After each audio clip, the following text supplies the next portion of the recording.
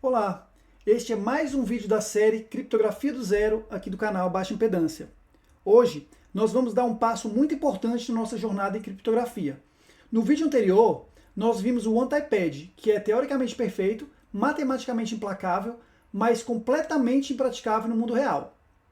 Agora a pergunta é, como sair de uma cifra perfeita na teoria e chegar a algo seguro e utilizável na prática? É exatamente isso que vamos fazer hoje.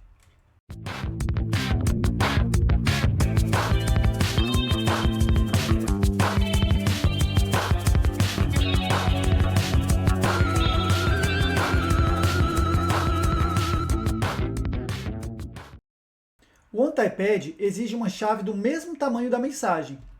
Se você quiser cifrar um arquivo de 1 GB, precisa de uma chave de 1 GB, e isso simplesmente não escala. Então, surge a necessidade de manter a ideia conceitual do OneTypePad, aquela simplicidade elegante baseada no XOR, mas tornando isso viável na prática. E é daí que surgem as cifras de fluxo. Mas o que é uma cifra de fluxo? Uma cifra de fluxo é um sistema que combina a mensagem com uma sequência de bits gerada a partir de uma chave curta. Ou seja, em vez de usar uma chave gigantesca, verdadeiramente aleatória, nós usamos uma chave pequena e a expandimos. Ela funciona de maneira muito parecida com o OneTypePad, mas substitui a aleatoriedade perfeita por pseudo-aleatoriedade. E como será visto mais adiante, essa é uma mudança de paradigma. Para entender melhor o que é uma cifra de fluxo, vamos definir sua estrutura. A cifra começa com uma chave secreta pequena. Essa chave é chamada de semente.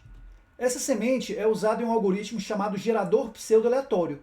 Esse algoritmo expande a chave e produz uma longa sequência de bits. Essa sequência deve ser expandida até possuir o tamanho da informação que será cifrada.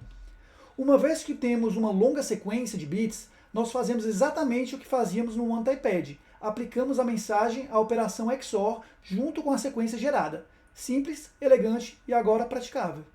Aqui eu mostro a diferença entre o OneTypePad e a cifra de fluxo. No OneTypePad, usamos diretamente a chave K. Essa chave tem o mesmo tamanho da mensagem que está sendo cifrada. Na cifra de fluxo, usamos uma sequência S gerada a partir de uma pequena chave K. Para simplificar, eu usei propositalmente um K minúsculo, para combinar com a ideia de que se trata de uma chave pequena. Repare que a operação final é idêntica. O texto cifrado, indicado pela letra C, é resultado da operação XOR entre a mensagem e alguma coisa. A diferença não está na operação, está na origem da sequência usada para cifrar a mensagem. E a decifragem continua funcionando exatamente igual. No OneTypePad, usamos a mesma chave K para aplicar a operação XOR no texto cifrado e obter a mensagem original. Já na cifra de fluxo, usamos a mesma sequência S, que pode ser gerada novamente a partir da pequena chave K. É interessante notar que antes, para transmitir uma informação segura para alguém, era necessário transmitir uma chave do mesmo tamanho que a informação, o que na prática é totalmente impraticável, com exceção de algumas situações específicas. Agora, com a cifra de fluxo, é possível transmitir uma pequena chave, pois com a posse dela é possível produzir a mesma sequência que foi usada para cifrar a informação e assim fazer o processo inverso. E se pensarmos no caso do armazenamento, armazenar uma informação de forma segura usando o OneTypePad não faz muito sentido, uma vez que seria necessário armazenar de forma segura uma chave que tem o mesmo tamanho da informação, ou seja, deixaríamos de ter que proteger a informação, pois ela estaria encriptada, mas passaríamos a ter que proteger a chave, que é do mesmo tamanho. Gente, nesse contexto, proteger significa apenas no aspecto de confidencialidade. É claro que a informação encriptada precisa ser protegida contra perdas, modificação, mas não é esse o foco da questão aqui. Já com o uso de cifra de fluxo, é muito mais fácil proteger uma chave pequena e mantê-la em segredo do que toda a informação. E perceba também que a simetria do XOR continua sendo o coração do sistema.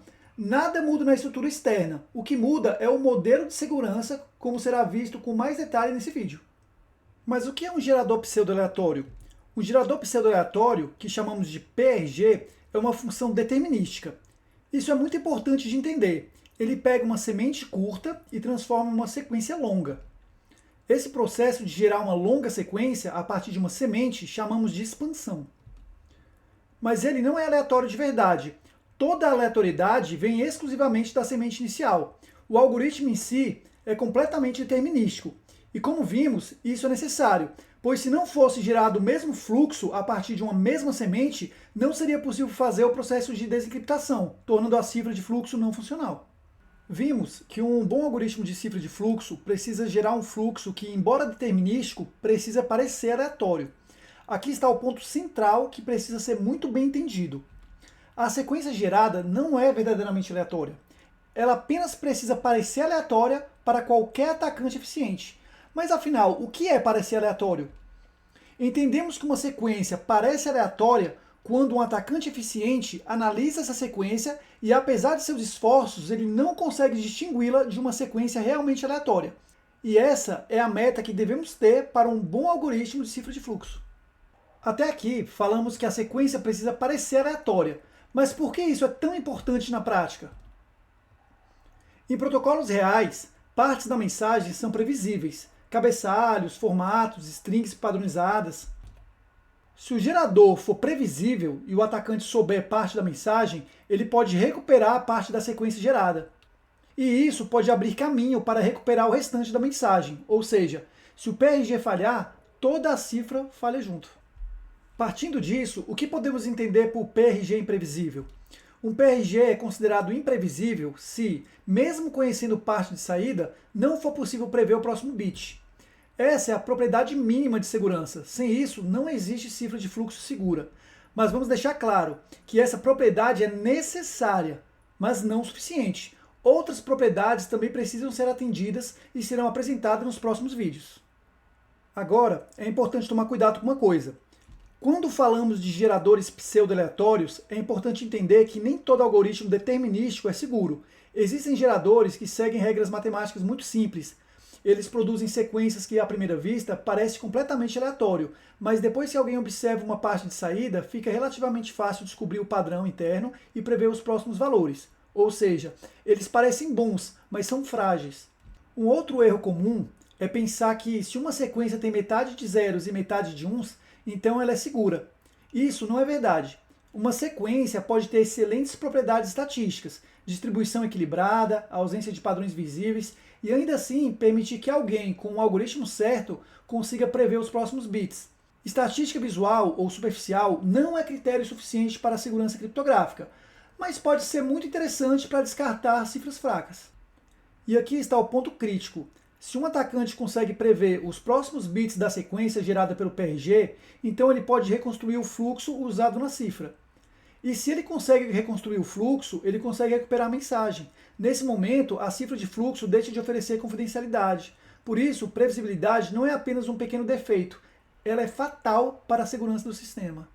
Na prática, as cifras de fluxo são extremamente eficientes, permitem cifrar grandes volumes com chaves pequenas. São rápidas, muito usadas em rede, streaming e protocolos modernos, mas tudo depende do PRG. Se o gerador for fraco, o sistema inteiro colapsa.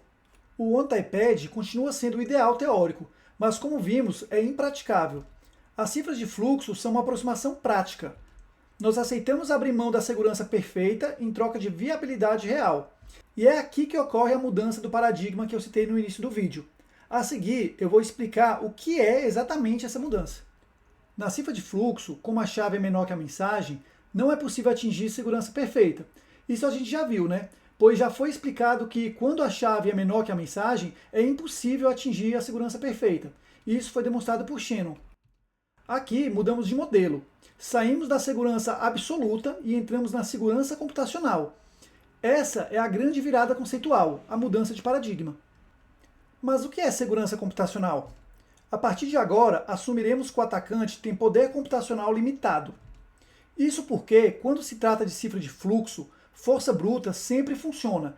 Isso significa que um poder computacional infinito sempre seria capaz de quebrar qualquer cifra.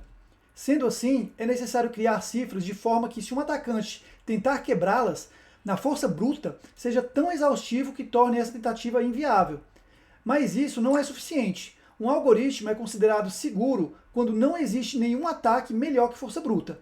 Essa é a definição moderna de segurança.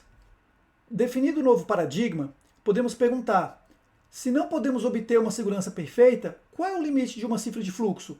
Em outras palavras, o que seria uma cifra de fluxo ideal? Vamos imaginar dois conjuntos. O primeiro conjunto é o conjunto de todas as chaves possíveis. O segundo conjunto é o conjunto de todas as sequências de bits possíveis. Agora, vamos imaginar uma função que associa cada chave do primeiro conjunto a uma única sequência do segundo conjunto. Claramente, podemos entender que o segundo conjunto é muito maior que o primeiro. Como o número de sequências possíveis é muito maior que o número de chaves possíveis, sabemos que é matematicamente impossível cobrir todas as sequências. Por isso, nunca teremos segurança perfeita aqui. Mas se essa relação fosse perfeitamente aleatória, seria impossível descobrir qual é a chave correta de uma cifra de forma mais eficiente do que testar por força bruta, já que não existe nenhuma relação entre os conjuntos e assim teríamos o nível máximo possível de segurança computacional. É claro que uma relação aleatória é impossível, pois na prática é necessário existir um algoritmo matemático que possibilite calcular a sequência a partir de uma chave dada, e isso inevitavelmente quebra a relação aleatória inicialmente imaginada. Qualquer função implementável por algoritmo possui estrutura, e a estrutura implica em uma potencial explorabilidade. Por isso, o desafio é construir um algoritmo que seja resistente a ataques que exploram a estrutura interna e criam algoritmos de ataque mais eficientes que a força bruta. Hoje, fizemos a transição do ideal para o prático. Entendemos por que o OnTyPed é impraticável e, a partir disso, conhecemos as cifras de fluxo. Vimos que as cifras de fluxo surgem da necessidade de uma alternativa prática para a cifragem de mensagens, e isso se consegue com um gerador pseudo-aleatório. E o mais importante, esta aula apresenta a quebra de paradigma da criptografia moderna. Agora, não se busca mais a criptografia perfeita, pois dentro dos limites práticos estabelecidos, a criptografia perfeita é provadamente impossível. Partindo disso, definimos a segurança computacional. No próximo vídeo, vamos entender o contexto histórico das cifras de fluxo antigas, que foram amplamente utilizadas antes de a criptografia moderna estar bem desenvolvida. Nós vamos ver como elas surgiram, por que eram consideradas boas na época e quais limitações ainda não eram totalmente compreendidas. Usaremos o algoritmo RC4 como o exemplo principal. Ele foi uma das cifras de fluxo mais populares da história e esteve presente em diversos protocolos importantes. Vamos analisá-lo como um estudo de caso, para entender como essas cifras funcionavam e onde começaram a aparecer os primeiros sinais de fragilidade. Também veremos os tipos de vulnerabilidades que começaram a ser identificadas, como desvios estatísticos e problemas estruturais do fluxo gerado. Isso vai mostrar na prática como pequenas falhas podem comprometer a segurança dentro de um modelo computacional, que nós acabamos de estudar neste vídeo. Se você acompanhou este vídeo até aqui, não perca os próximos vídeos da série. Deixe seu like, se inscreva no canal e compartilhe o vídeo, porque isso ajuda muito o canal a continuar produzindo conteúdo técnico de qualidade. E se você ficou com alguma dúvida ou tem alguma sugestão, não deixe de postar nos comentários. E é isso. Até o próximo vídeo.